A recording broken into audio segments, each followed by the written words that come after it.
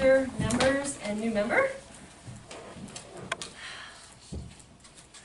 Awaken to the fact that our thoughts and our feelings have created a lack of harmony in our lives and in our world today.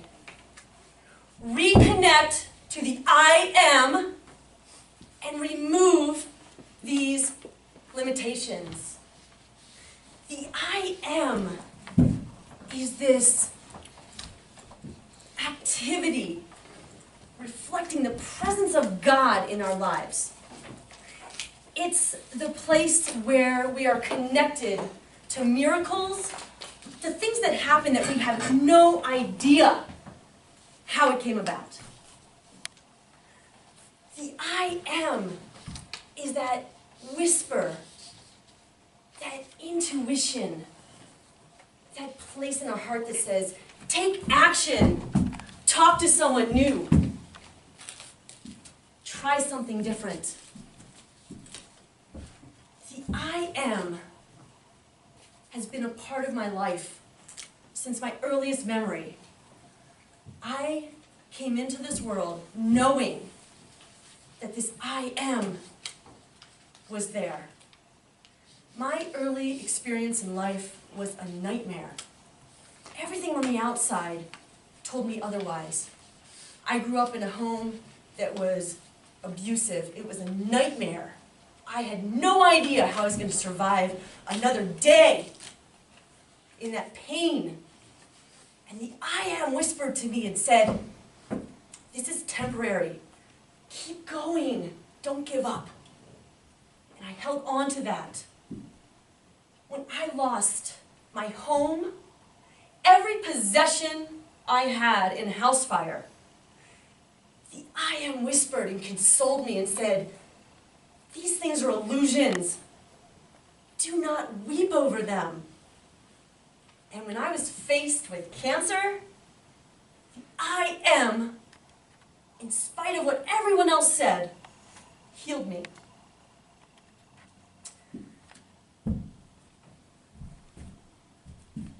The I am is always present.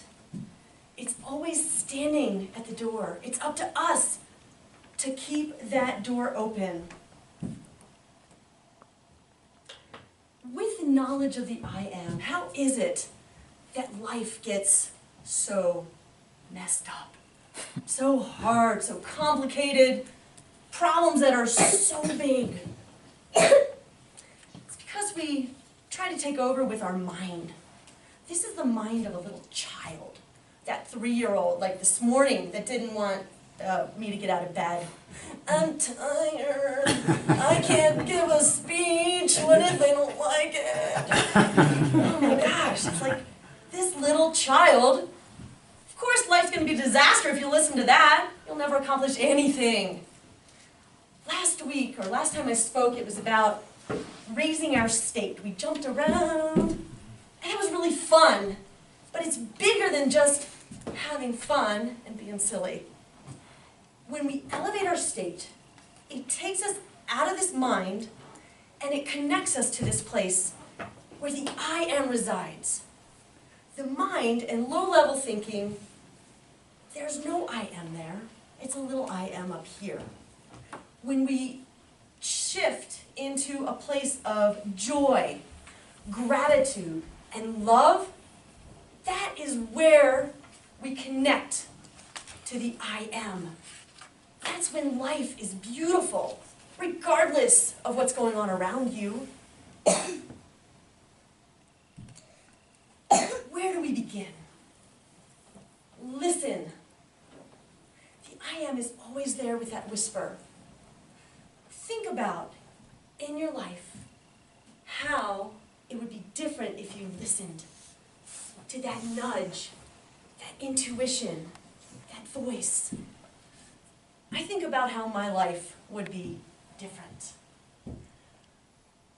Believe it or not, I used to be even busier than I am today. A lot busier. We're going to back up to the year 2000. Life was great. I didn't stop for a moment. I never even slept. It was awesome. 3 jobs, training for triathlon. Oh yeah, I was on it. I was exhausted. No time to rest. I heard a whisper. It said, slow down. Rest. Yeah, right. Like that's ever gonna happen. Ignoring that whisper became a hernia, followed by surgery and 6 weeks of recovery. After which, I got right back to it. I've got a lot to do. And now I have the opportunity. The voice got louder. It wasn't a whisper. It said, rest, slow down, relax. Heck no, there's no way that was comical. I mean, come on, I've got an agenda. And it doesn't involve resting. Ignoring that voice this time became a pinched nerve in my neck, followed by 8 weeks of excruciating vomit-level pain. I didn't think I could survive. I would go to bed with a bottle of amaretto, cradled, just to survive the night. Well, I got better. And what do you think happened? I slowed down, I changed my life, and it was perfect. Absolutely not! I have an agenda! Yes! And I'm not going to stop for a second. I'll rest when I'm dead. The 3-year-old.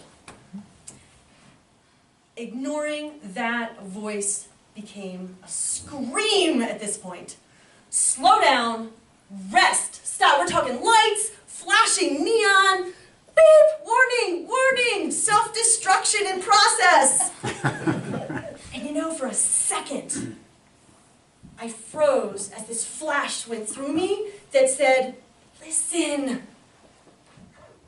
The I am was pleading with me to listen. And what did I do? I ignored it again.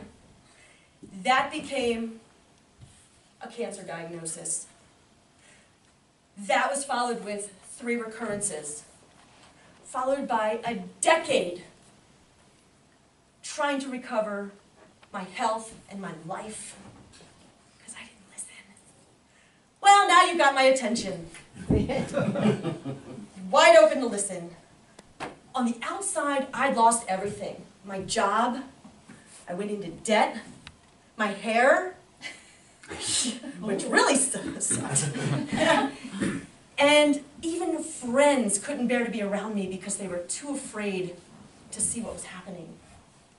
While everything on the outside had disappeared, that is when the I am was the loudest and the most clear.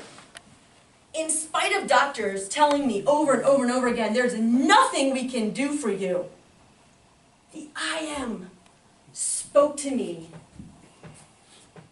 in these dark moments and said, you've already been healed. Your prayer has been answered. And I listened. And no matter what they said around me, it didn't matter. And I'm standing here today, so obviously the I am was correct.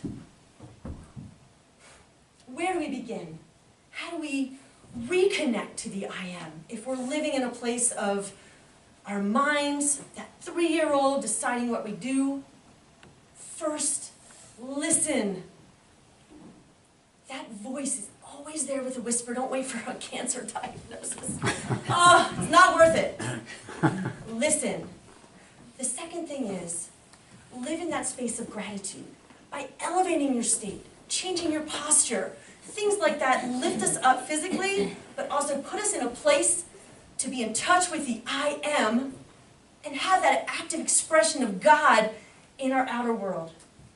And finally, don't let the 3-year-old misuse the I am. I am tired, I am hungry. That is not the I am. That little I am voice in our head slams the door and does not allow the activity of God to be present in our lives. I am is invoking this. Use it wisely. Be aware of the words you speak.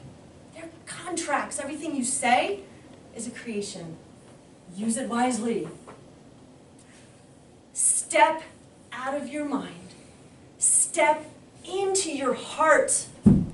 Reconnect with the I am experience the active presence of God in your lives.